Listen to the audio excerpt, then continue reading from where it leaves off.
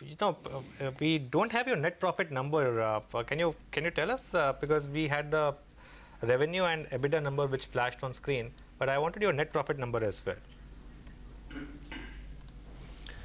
Yeah, I think the EBITDA and net profit should not be really kind of too much a big difference, because we have very little of depreciation on that, Okay. So practically you can take EBITDA as the kind of a guiding number, for the discussion, Yeah.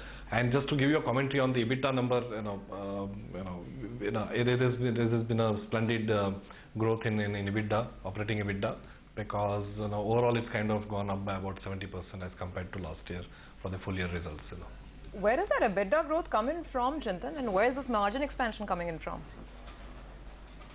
Yeah, well, I'll tell you two things. One is obviously on the revenue side, where we have a kind of an increase of, if you take full year under the previous Indian GAAP, then it's about 13 to 14% of revenue growth that has come. But at the same time, what's important is that we have been able to hold our cost line at the same level. In fact, it has gone down by about 2%. So our ability to kind of optimize and on the efficiency side is, I think, one of the key reasons why the EBITDA jump has come.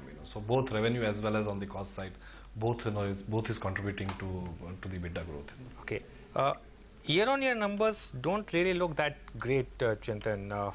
Okay. Can you also tell us the impact in terms of the change of incentive policy, because that's something that was documented that it will have some impact.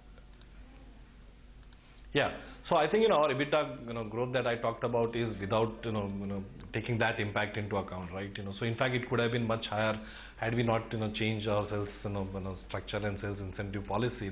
What is really what is really happening in terms of that is that there is a kind of a transition year, and then every quarter's numbers are kind of shifting to a next quarter. So Q4 being a big quarter, we are expecting that there is some amount of sales that would have been shifted from Q4 to Q1 and Q2 of FY18. Well, management expectation is that that amount could be in the range of 20-22 crore kind of an amount. So that's impacting our total billings. And it might have an impact in terms of our revenue as well, to the extent of 7-8 crore. And this is particularly in Naukri business. So this whole impact is, if you take it business-wise, it's mostly in Naukri business. Year on year in the real estate business, 99 acres, revenue is still down, and I still see a loss there, Chintan. What's happening? Has the demonetization effect not entirely gone out, and what can you forecast for the realty business? Well, I have to clarify two things. One is that we are really looking at the new Indian accounting standard, where the entire online business, which is a kind of a subscription-based accounting, which the growth of the quarter actually gets reflected more in terms of billings rather than revenue. Revenue is something which is kind of reflection of what the growth was in the past quarter, right?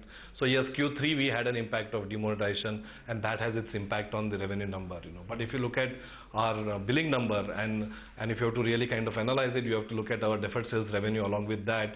Our deferred sales revenue for this quarter has gone up by something like 39%. Overall, our billing growth is in the kind of range of about 10% so far as 99 acres is concerned. Okay. So I think that's fair, reasonable.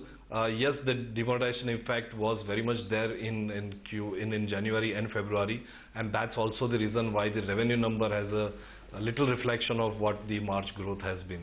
Okay. Are you feeling the heat because of the IT job losses, Chintan? I'm assuming Naukri.com, would have a lot of IT portfolio. Well, there's a lot of media coverage around the job and IT business. Quite candidly, we have seen that our IT business seems to be having the same momentum as what it used to be if I look at what it was last year. So when I look at the numbers for the verticals, I think overall we have ended the year with a similar kind of a growth that was what we had seen it last year. Q4 particularly, we have not really seen any impact of all the media reports around what IT is. IT business continues to be very strong. Overall, if you look at our revenue coming from IT and IT enabled services, it's about 30% last year. I think it's actually 31% this year. So it's the pattern is not really changed, for us. We understand there could be uncertainty in future, but so far we have not really seen any impact, on our business. In fact, we think that, maybe because now the approach for IT companies is that just do the hiring just in time. So this whole just in time concept and keeping less of bench, in fact, should increase our business. Okay, all right, Chintan, we'll leave it on that note.